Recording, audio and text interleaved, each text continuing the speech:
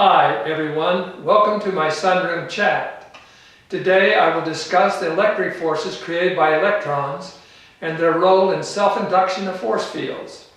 I suggest that you watch the first two movie 19 films first if you haven't already done so. The role of the electric force fields in self-induction seem more complicated than the magnetic forces because we think of electrons as having only a negative charge. However, there is direct evidence that electrons create a positive as well as a negative force field.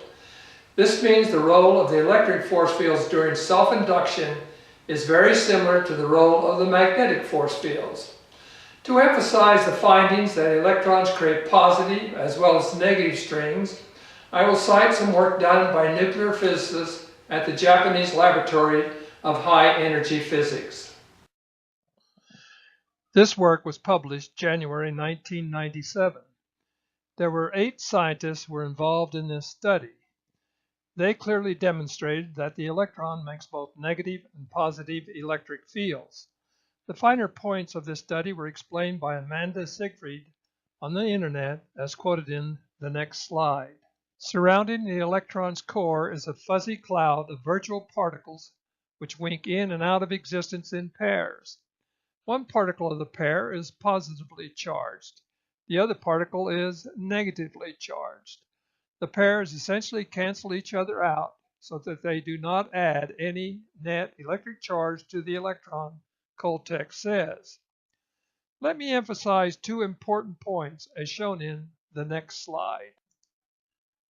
Physicists have shown electrons create negative and positive virtual particles just as predicted by West's theory. Secondly, the virtual particles discovered by scientists have physical properties just as predicted by West's theory. The particles are composed of matter. Of course, this is a great boon to West's theory. The virtual particles predicted by West's theory have been confirmed by mainstream scientists. We can conclude the following. Electrons create both negative and positive virtual elastic strings.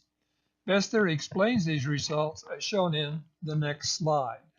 This slide shows the virtual particles and virtual elastic strings emanating from the 2 spheres of the electron. One sphere of the electron emits 2 charges of negative n-elons, and the other sphere emits 1 charge of positive p-elons. For this reason, one sphere of the electron might be slightly smaller than the other sphere. When the electron is not in orbit, all strings are swept to the rear by the graviton matrix. 1 charge of p-elons neutralizes 1 charge of n-elons. This leaves the electron with 1 negative charge.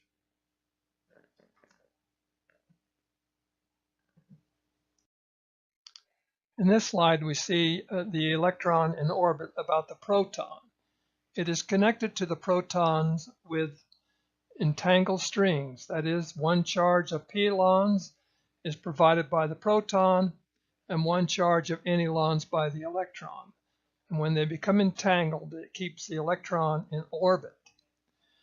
At the same time, however, the electron still has 1 charge of n-elons, which are free strings, and 1 charge of p-elons that are free strings. However, the movement of the electron through space causes the graviton matrix to sweep these strings to the rear. And for that reason, we end up with an electron with no charge.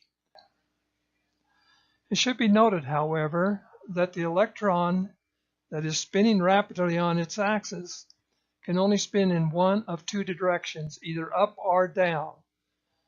And of course, this is exactly what scientists have found. This is good reason to believe that the electron is composed of 2 spheres. There's other good reasons the electron is composed of 2 spheres that I'll take up in a future sunroom chat. Now let me turn your attention to the portals for elons.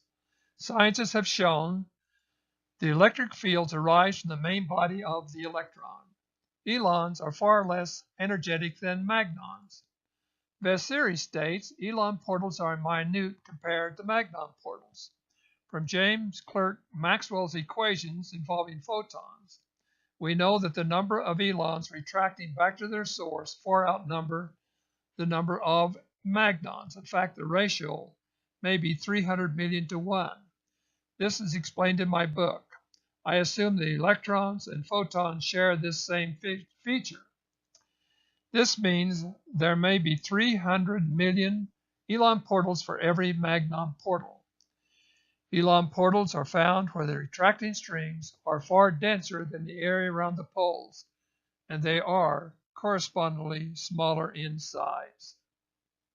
Once more, we find correlation between expected portal size and density of the retracting strings that surround the electron, in this case the Elons. It is also important to note that the location of a vast number of portals is found on the main body of the electron, just as determined by physicists. Because the number of Elons are so vast, they cover the electron like an orange rind. Now, when positive and negative Elons bond and retract, they squeeze and constrict the electron in the same manner as magnons and gravitons. This is taken up in the next sunroom chat. I hope you are having a pleasant day.